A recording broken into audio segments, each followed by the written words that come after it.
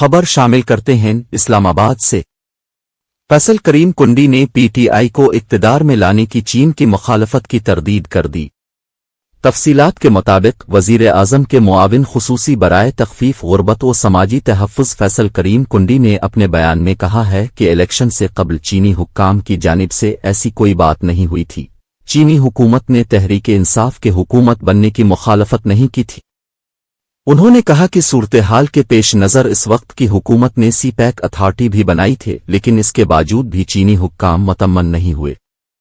فیصل کریم کنڈی نے مزید کہا کہ ملتان سکھر موٹر وے مکمل تھا مگر یہ افتتاح نہیں کر رہے تھے، دوسرے پروجیکٹ بھی نہ چلنے کے مترادف تھے، تو ان وجوہات کے باعث چین نے سفارتی سطح پر پاکستانی حکام کو آگاہ کیا کہ اس حکومت کے ساتھ ہم کنفرٹیبل نہیں ہے، لیکن یہ ساری باتیں پی ٹی آئی حکومت بننے کے بعد ہوئی تھیں۔